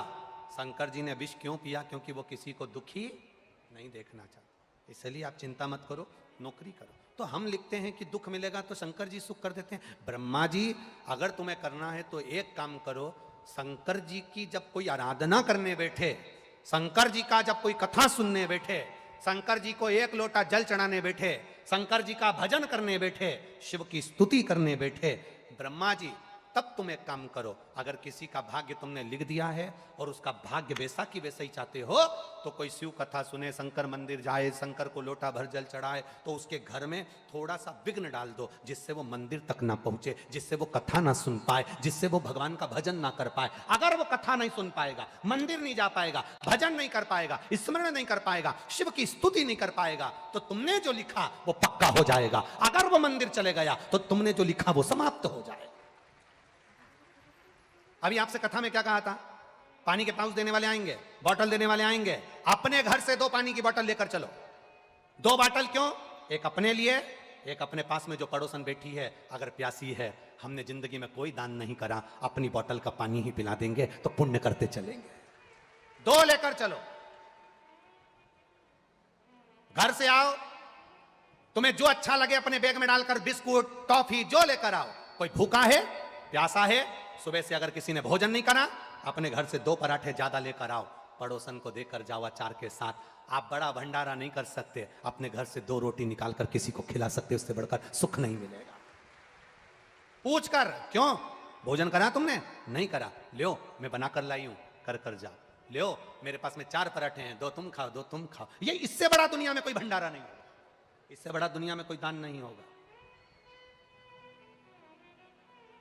इससे बड़ा दुनिया में कोई सुख नहीं होगा। भूखे को भोजन, प्यासे को पानी, जय बाबा बर्फानी। अमरनाथ की यात्रा में बड़े बड़े लंगर चलते हैं, इतने बड़े बड़े लंगर चलते हैं, कभी तुमने अगर व्हाट्सएप पर देखे हो, फेसबुक यूट्यूब पर देखे हो, तो गुलाब जामुन, गाजर का हलवा, बोल किस किसने देखे हैं? जरा बोलो जम के देखें। बड़े बड़े लंगर लगते हैं, बड़े बड़े भंडारे चलते हैं, बड़े बड़े भंडारे। कभी उन भंडारा चलाने वालों से पूछना कि इतनी ऊपर आकर बाबा अमरनाथ जी की गुफा के पास में उनके दरवाजे पर जाने वाले को, खिलाने वाले को, पानी पिलाने वाले को, आखिर तुम ये दुनिया के लोगों को खिला रहे हो, पानी पिला रहे हो, इससे तुम्हें मिलता क्या है? कभी वो भंडारा चलाने वालों से पूछना कि शंकर के दरवाजे आने वाले को, जाने वाले को मुंह झूठा कराने से क्या मिलता है? तो वो भंडारा चलाने वाला कह देगा, एक बार तू भी 2 रोटी शंकर के द्वार आने वाले को खिलाकर देखना, वो करोड़ों में देकर जाता है, खाली नहीं छोड़ता। भूखे को भोजन, प्यासे को पानी, जय बाबा बर्फानी। क्या देता है वो? भूखे को अगर किसी का मुंह झूठा करा दिया, पानी तक पिला दिया, तो उसने क्या दिया? ये 5 दिन की कथा तो हम लोग करके चले जाएंगे, ये कथा पूरी हो जाएगी, हम लोग बिहार चले जाएंगे, बिहार में कथा, वहां कथा पूरी होगी, फिर वापिस राजस्थान चालू हो जाए। कथा निरंतर चल रही है। पर आपने जो 5 दिन की कथा सुनी है, आप अपना दरवाजा छोड़कर, घर छोड़कर, तपती हुई गर्मी में, धूप में निकल कर आए हो, पहुंचे हो, कोई अपने साथ छाया करने का चादर ले आया, 4 लोगों को उसने छाया कर कर बिठा भी लिया, बैठ भी गया, उसने तुम लोगों को आनंद के साथ बैठकर कथा भी सुन ली, किसी का मुंह भी झूठा करा लिया, सत्संग भी कर लिया, बड़े भाव से सुन भी लिया। 5 दिन की कथा हम कहकर चले गए, पर 3 महीने के अंदर बाबा क्या क्या दे दे उसका कोई भरोसा नहीं। तब सुख का अनुभव, क्या देगा वो ये उसके ऊपर, क्या प्रदान करेगा वो ये उसके ऊपर। एक पत्र और आया, देखिए पत्र सब अच्छे आए भोपाल के, पर उन पत्रों को देखिए।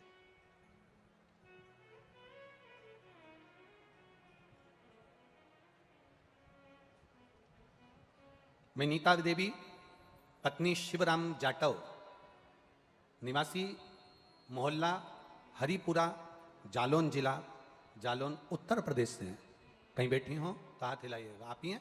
दोनों हाथ हिला दो एक साथ। हाँ अच्छा, दोनों साथ में आए हैं, पति पत्नी दोनों हाथ हिला दीजिए। हाँ दोनों हाथ हिला दो। हर हर महादेव। गुरुजी, मेरे बेटे की सरकारी नौकरी नहीं थी और मेरे पति का कोई धंधा नहीं चलता था। हम बड़े तकलीफ में आ गए थे। आस्था चैनल पर कथा सुनी, शिव शंकर का गुणगान करा, पशुपतिनाथ का व्रत किया, बाबा से विनती करी, बाबा बहुत धक्के खा लिए, सारी दुनिया में पत्र में लिखा आपने, सारी ऐसा कोई दरवाजा नहीं था जहां नहीं पहुंचे, सब दूर दिखाया, पर सब दूर दुख ही दुख था। गुरुदेव तब बाबा से विनय निवेदन करी और नियम लिया कि 3 पंडाल में बैठकर कथा सुनेंगे, जब तक बाबा ना सुने तब तक कथा का स्मरण करेंगे। गुरुदेव सीहोर उज्जैन के पंडाल में कथा सुनी, जब घर पहुंचे बाबा से विनय कर कर तो बेटे का सरकारी नौकरी में हो गया, इसलिए हम ये तीसरी कथा में नमन करने के लिए आए हैं। और मेरे पति का भी व्यापार 4 चौगुना बढ़ गया, हम बाबा को नमन करने के लिए उत्तर प्रदेश से यहां पहुंचे हैं। क्या मिलता है पंडाल में बैठने से, क्या मिलेगा शिव महापुराण की कथा सुनने से? बैठिए भाई, बैठिए। श्री शिवाय नमस्ते। ये शिव ही जान सकता, वो खड़ी है। तेरी कृपा बिना न हिले एक भी, लेते हैं श्वास तेरी कृपा से तनु, बखान क्या करूं मैं राखों के ढेर का, चपटी भभूत में खजाना तुवे का। ये शिव तत्व को जानने का मौका मिला, शंकर की उदारता पाने का मौका मिला, जिसमें से आज पहला दिन चले जाएगा। कितने दिन बचेंगे? 4। धीरे धीरे वो कहेंगे लोग, कहाँ जा रही हो, इतनी गर्मी पड़ रही, धूप पड़ रही, ऐसा हो रहा वैसा हो रहा, गाड़ियां दूर खड़ी करना पड़ रही, कहाँ जा रहे हो? कह देना उसके दरवाजे चलकर जाऊंगी, वो भी मेरे दरवाजे पर आएगा। इंतजार है, इंतजार। वो तो धन्यवाद है, हम तो कहेंगे आदरणीय विश्वास भैया सारंग जी का पुण्य तो है, पर साथ में उनकी जो धर्म पत्नी है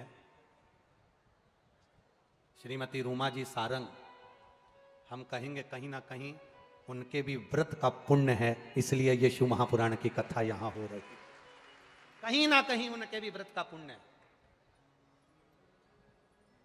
अभी विश्वास भैया और दोनों धर्मपत्नी समेत जब पूजन कर रहे थे तो उनकी धर्मपत्नी एक बात हमसे कह रही थी, गुरुदेव बड़े पुण्य उदय हुए होंगे। ये संस्कार झलकते हैं किसी बहू के, बेटी के, एक नारी के ये संस्कार झलकते हैं। वो कह रही थी श्रीमती रूमा जी सारंग, कहे गुरुदेव हमारे कोई पुण्य उदय हुए होंगे, पुण्य का कोई प्रताप होगा जो ये शिव पुराण की कथा यहां हो रही है। ये पुण्य है, बिना पुण्य का कोई कार्य नहीं। और सुन लो भोपाल वालों, तुमने जो पुण्य की गुल्लक भरी है तुम्हारे भजन की, शंकर जी के मंदिर में जाना, 1 लोटा जल चढ़ाना, पशुपति व्रत करना, शिव की आराधना करना, शंकर को बेलपत्र चढ़ाना, जो तुम्हारा पुण्य प्रबल हुआ, उसी पुण्य के अंतर्गत ये शिव महापुराण की कथा भोपाल वालों को मिल गई 5 दिन में। यह पुण्य है, इस पुण्य की प्रबलता में शिव कथा कह रही है। भगवान शंकर का गुणगान कर रहा है। मार्कंडे बाबा के लिए फंदा फेंका गया था, वो फंदा देवादिदेव महादेव पर आ गया। दुनिया में कोई तुम्हारा बुरा नहीं कर सकता, हमारे कर्म हमारा बुरा करते हैं। मार्कंडू जी ने बुरा करा, अर्थात उनके साले ने मिट्टी मिलाकर सामान गंदा भेजकर अपना यापन किया, थोड़ा सा व्यापार गड़बड़ करा, उसके कारण मार्कंडू जी को भी श्राप लग गया, औलाद हुई, अधोगति में मरने वाली हुई। पर कहीं ना कहीं हमारा पुण्य सामने आ गया तो हमारा कर्म फिर संवर गया। कुछ पुण्य सम्मुख में आ जाए, कुछ पुण्य तुम्हारा प्रबल हो जाए, कुछ पुण्य प्रबल हो जाए। भगवान शिव की आराधना कर रही है, भगवान शंकर का संवाद कर रहा है, शिव महापुराण की कथा कर रही है, हमारा पुण्य हमारे सम्मुख में कगरित हो जाए। हमारा अरे देख लिया संसार हमने, देख लिया सब मतलब के यार हमने, देख लिया झूठे नाते झूठे रिश्ते, झूठे नाते झूठे रिश्ते, अरे झूठा है संसार हमने देख लिया सब मतलब के यार हमने देख लिया। शिव कथा कर रही है, भगवान शंकर का संवाद कर रहा है। देवराज नाम का ब्राह्मण शिव के मंदिर में बैठा, कोई पुण्य उदय हुआ पूर्व का तो मंदिर तक पहुंच गया, मंदिर से निकल गया। जब मंदिर से निकला तब बेलपत्री के वृक्ष की छांव में पड़ गया। बेलपत्री के वृक्ष की छांव में जब पड़ा, कांप रहा है, बेलपत्री के वृक्ष की छांव में भी कांप रहा।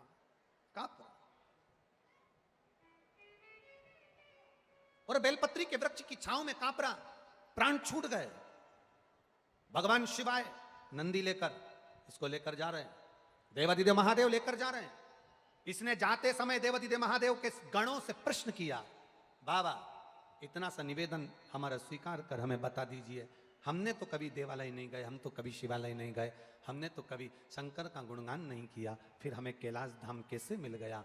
कहा, तुम्हारी माँ एक लोटा जल शिव को समर्पित करती थी, घर की नारी शंकर को जल चढ़ाती है, एक कुल को नहीं ताड़ती, 71 पीढ़ी को ताड़ देती है, वो साधारण का नहीं होता है। तुम्हारी माता का करा गया पुण्य तुम्हारे खाते में आया, इसलिए तुम्हारे को कैलाश धाम मिल गया। स्मरण आया, बिंदुक नाम का ब्राह्मण चोरी करता करता पानी में डूब कर मर गया। शिव महापुराण की कथा कहती है, 3 तरह से मरे हुए व्यक्ति को स्वर्ग नहीं है, 3 तरह से मरे हुए व्यक्ति का मोक्ष नहीं। पानी में डूबकर मरे हुए व्यक्ति का मोक्ष नहीं है, सर्प के डसे से मरे हुए व्यक्ति का मोक्ष नहीं है, स्त्री के हाथ से मरे हुए व्यक्ति का मोक्ष नहीं है।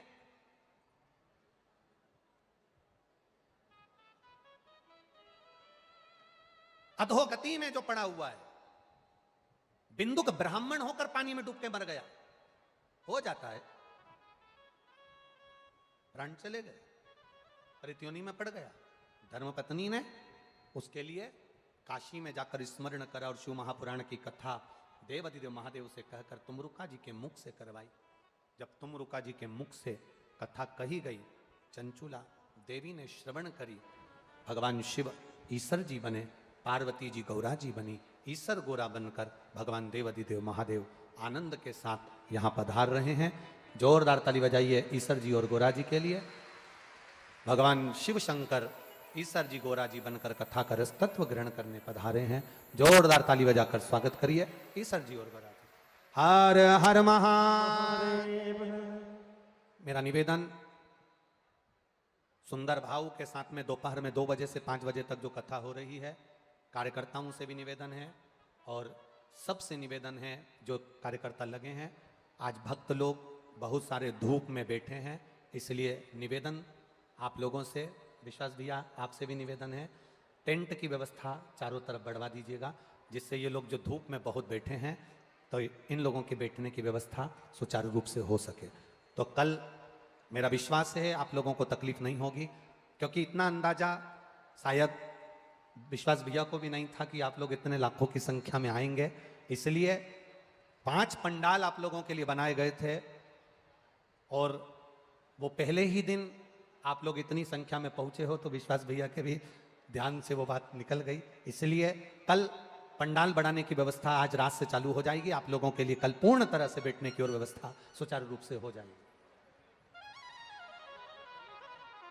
और निवेदन है, लाखों की संख्या में आए हो आप लोग, जिनकी गाड़ियां पहले लगी हैं वो पहले के स्मरण में करें और बाद वाले बाद के स्मरण में करें। बहुत लाखों की संख्या में आए हो, धीरे धीरे जाना, गाड़ियां धीरे धीरे चलाना, आपको कष्ट ना हो इसका स्मरण करिएगा। सूचना आशीष जी दे रहे हैं, उसके बाद में आरती का क्रम प्रारंभ होगा। सभी